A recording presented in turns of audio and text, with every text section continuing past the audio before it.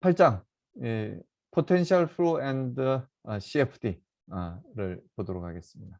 여기 주로 다룰 내용은 Potential Flow예요. 우리가 비점성 유동 혹은 포텐셜 유동이라고 이야기하는 부분에 대해서 우리가 8장에서 살펴볼 예정입니다. 그래서 포텐셜 이론이라고 하는 건 제가 말씀드렸다시피 이 비점성 이론이라고 이야기를 합니다.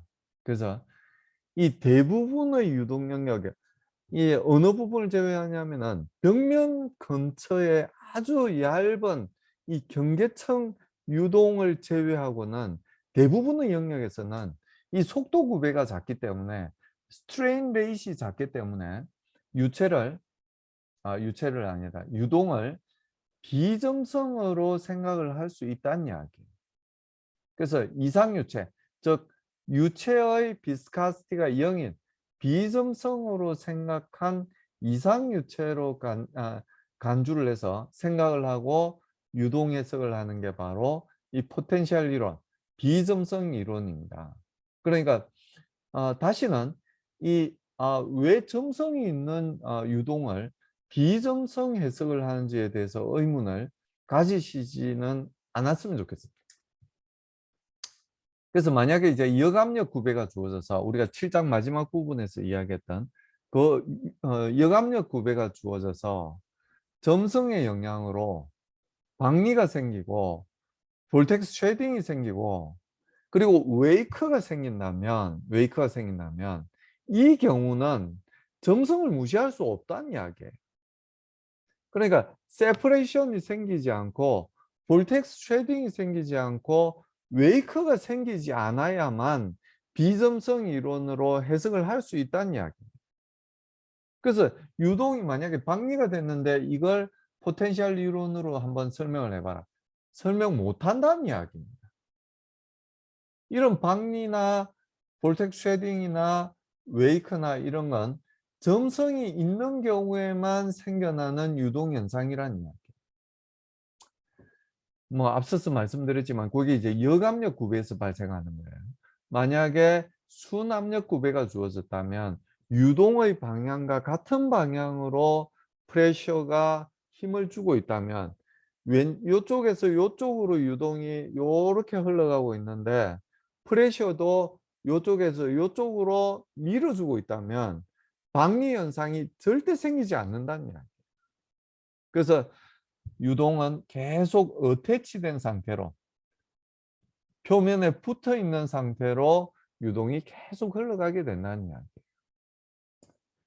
그래서 압력 구배에 대해서는 우리가 7장 마지막 부분에서 이미 이야기를 했습니다. 그래서 역압력 구배가 주어진 경우에는 대부분 이 비점성 이론으로는 해석하기 힘들다 이렇게 생각을 하시면 될 것 같아요. 물론 박리가 생기지 않고 역압력 구배가 마일드하다면 약하다면 포텐셜 이론으로 해석할 수 있습니다. 그래서 제일 중요한 게 뭐냐면 유동이 벽면에 계속 어태치돼 있어야 된다는 사실이에요. 디태치가 돼버리면 박리가 생겨버리면 포텐셜 이론으로는 풀 수 없다는 이야기입니다. 그래서 그런 경우가 아니라면 이 대부분의 유동은 이 점성에 의해서 크게 영향을 받지 않는 이 속도 구배가 작은 부분이에요. 점성이 없는 부분이 절대 아닙니다. 점성이 없는 부분인 것처럼 느껴지는 그 영역이다. 이렇게 말씀을 드릴 수가 있습니다. 그래서 이 포텐셜 이론은 레이놀스 넘버가 어느 정도 이상 크고 그리고 박리가 일어나지 않은 세퍼레이션이 생기지 않고 유동이 벽면을 계속 따라서 흘러가는 그 유동에 대해서 사용을 하게 됩니다. 세퍼레이션이 생긴다는 의미를 아시겠죠? 세퍼레이션이 생기면 여기서 유동은 재순환을 하게 돼요. 이렇게 재순환을 하게 되죠. 그럼 유체가 요렇게 오던 유체는 이 재순환을 하는 요 영역에서는 계속 벽면을 따라서 흐를 수 없죠. 벽면에서 떨어져서 요렇게 흐를 수밖에 없습니다. 그래서 이게 이제 유체가 이제 디태치 된다고 이야기를 하는 거잖아요. 그래서 이런 경우에는 방리가 일어나는 경우죠. 방리가 일어나는 경우에는 사용을 할 수가 포텐셜 이론을 사용할 수가 없습니다. 그래서 요게 이제 바운드리 레이어가 디벨로핑하는 그런 그림을 좀 과장되게 바운드리 레이어가 이렇게 두껍지 않아요. 실제는 이렇게 두껍지 않습니다. 아주 얇은 부분이에요.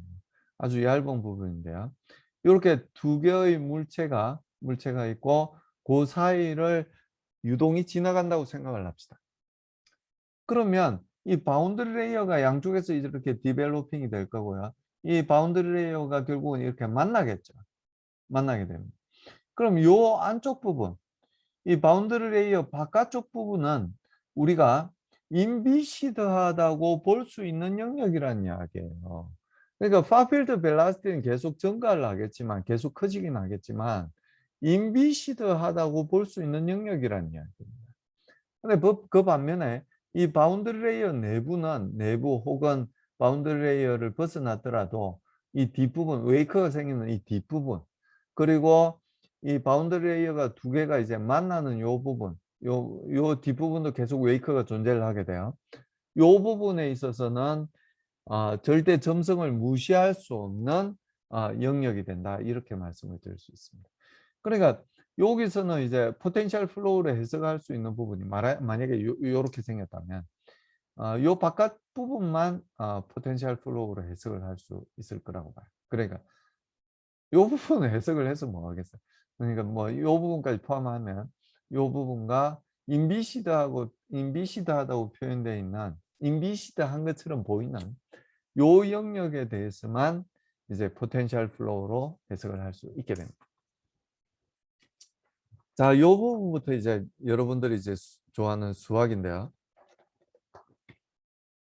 만약에 인비시드하고 그리고 인컴프레시블 하다면 그때 이 질량 보존을 나타내는 이 연속 방정식 그리고 운동량 방정식은 이렇게 표현이 된다는 이야기예요. 운동량 방정식은 이렇게 벡터 방정식이니까 세 개의 스칼라 방정식, x 방향의 운동량 보존식, y 방향의 운동량 보존식, z 방향의 운동량 보존식, 이렇게 세 개의 스칼라 방정식으로 표현이 되겠죠. 그래서 뭐가 없어졌어요, 여기?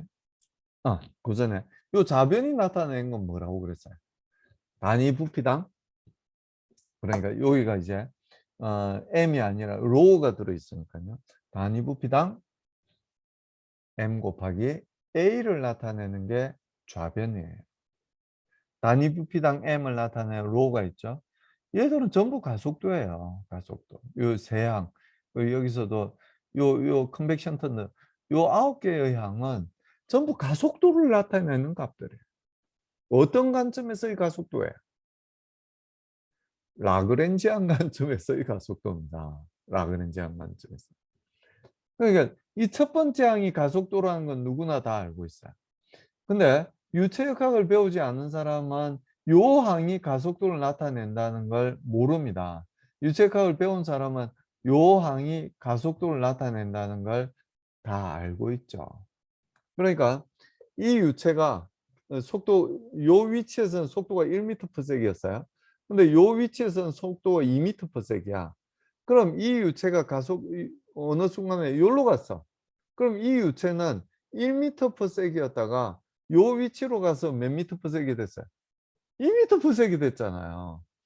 이 유체 덩어리는 가속 운동을 했다는 이야기예요. 여기서는 1m/s였는데 여기로 옮겨서는 2m/s이 됐잖아요. 가속도를 가지는 거예요. 근데 요 부분에서의 속도는 계속 1m/s이고 요 부분에서의 속도는 계속 2m/s예요. 그러면 요 첫 번째 항이 변할까요? 변하지 않을까요? 변하지 않는다는 이야기예요. 요 항은 어떻게 해야 변하는 거예요? 요 항은 어떻게 해야 변하는 거예요? 요 포인트에서의 속도가 1m/s에서 2m/s이 돼야만 이 첫 번째 값이 변하는 거예요. 0이 아닌 값이 되는 거예요. 근데 유체가 여기 있다가 여기로 가면은 가속도를 느끼게 되죠. 유체 덩어리는. 요 값 때문에 느끼게 되나요? 아니에요. 요 값 때문에 느끼게 되는 거예요. U가 있고 여기서 여기로 움직이는 속도가 있고요. 여기에서의 속도하고 여기서의 속도가 다르다는 걸 나타내는 게 요 값이에요. 이 x 방향으로 u의 변화가 있고요. 그 x 방향으로 움직이게 되면 그 유체 덩어리는 가속도를 느끼게 된다는 이야기입니다. y 방향으로 u의 변화가 있고요. 이 유체 덩어리가 y 방향으로 움직이게 되면 가속도를 느끼게 된다는 이야기예요. 이게 y 방향인데요. 여기서는 1m/s이고 x 방향의 속도가, 여기서는 x 방향의 속도가 2m/s이에요. 그럼 이 유체 덩어리가 여기 있다가 V가 있어서 여기로 움직였다면 2m/s이 되는 거잖아요. 1m/s이었다가 2m/s이 되는 거잖아요. 가속도 운동을 한 거예요. 가속도를 느끼게 된다는 이야기야. 유체 덩어리. 그래서 이 가로 안에 있는 값들은 전부 가속도를 나타내는 값이에요. 첫 번째 값은 뭐? 로컬 액셀레이션. 그 포인트에서의 속도가 변한 거예요. 이 포인트에서의 속도가 1m/s이었다가 1초 뒤에 2m/s이 되면 가속도 운동을 하는 거죠. 그걸 나타내는 게 이 값이에요. 그렇지 않더라도 위치에 따라서 속도가 다르고 그 방향으로 움직이게 되면 가속도를 느끼게 된다는 이야기예요. 컨벡티브 엑셀레이션이라고 그러죠. 이게 이 세 항이 나타내는 가속도입니다. 자, 이 수식을 보고 이게 가속도라는 걸 여러분들이 생각을 할 수 있어야 돼요. 이 수식을 그냥 식으로만 받아들이면 수학자와 다름이 없습니다. 우리는 자랑스러운 공학자잖아. 물리학도 같이 이해를 하는. 그래서 요 세 항이 가속도라는 걸 여러분들이 알고 있기를 저는 바랍니다. 요건 틀림없는 가속도예요. 로컬 액셀레이션, 컨벡티브 액셀레이션. 단위 부피당 질량에다가 거기다가 가속도를 곱해 준 거잖아요. 그러니까 좌변이 나타나는 건 뭐다? 단위 부피당 m 곱하기 a라는 이야기죠. m 곱하기 a는 뭐예요? 운동량의 변화율이잖아요. 운동량의 변화율. 시간에 따른 운동량의 변화잖아요. 운동량을 변하게 해주는 게 뭐가 있어요? 운동량을 변하게 해주는 고유양이 뭐예요? 힘이잖아요. 힘. 그래서 우변에는 힘들이 있어요. 그 중에서 한 힘은 빠졌죠. 왜? 점성이 없다고 그랬어요. 점성 때문에 받는 힘은 빠져버렸어요. 그래서 남은 두 개의 힘이 뭐냐면 프레셔에 의한 힘하고 중력에 의한 힘만 남아 있는 겁니다. 혹은 뭐 만약에 온도가 변한다면 이 보이안시 펄스, 그러니까 밀도 차이 때문에 생기는 힘이 생기겠지만 그걸 고려하지 않는다면 여기 뭐 비압축성이라고 그랬어요. 인컴프레시블 플루이드라고 그랬으니까요. 온도가 변하더라도 덴시티는 변하지 않는 걸로 본다면 힘은 요게 답니다. 점성도 이제 없다고 그랬으니까 점성에 의한 힘이 빠져버린 거고요. 압력은 압력 그 자체로는 힘을 주지 못한다는 이야기를 여러 번 이야기를 했습니다. 요게 요쪽에 10, 요 유체 덩어리가 있고요. 요쪽이 10kPa이고 요쪽이 10kPa이라면 아무 힘을 주지 못한다는 이야기. 여기 10kPa이 아니라 여기 10MPa이 되더라도 여기가 다시 10MPa로서 프레셔 그레디언트가 없게 되면 힘을 못 준다는 이야기예요. 이게 프레셔의 특징이죠. 프레셔는 어떻게 힘을 줄 수가 있냐면은 프레셔 디퍼런스가 있어야 된다는 이야기예요. 여기 10kPa이라면 여기 5kPa이라면 이쪽에서 이쪽으로 프레셔 그레디언트의 반대쪽으로, 프레셔는 여기서 이쪽으로 커지지만 힘은 이쪽에서 이쪽으로 준다는 이야기. 프레셔 그레디언트의 반대 방향으로 힘을 줄 수 있다는 이야기. 그래서 그 반대 방향을 의미하는 게 이 마이너스입니다. 델타 X분의 델타 P가 형성이 됐다면 그 반대 방향으로, 즉 마이너스 라운드 X분의 라운드 P만큼 힘을 주게 된다는 이야기. 자, 여기 단위 최적당이라고 이야기를 했잖아요. 그러면은 최적을 양변에 곱해주면 여기는 어떤 일이 생길까요? 델타 P 곱하기 그 프레셔가 작용하는 면적이 돼요. 면적. 여기 델타 X가 이만큼 떨어져 있잖아요. 그럼 여기 양변에 그 최적인 델타 X 곱하기 델타 Y 곱하기 델타 G를 곱해준다고 생각을 해봅시다. 그럼 델타 X는 여기 있기 때문에, 이미 있기 때문에 약분이 되겠죠. 우리가 말하는 약분이 되고, 델타 P에다가 뭐가 곱해지게 되냐면은 델타 Y 곱하기 델타 G가 곱해져.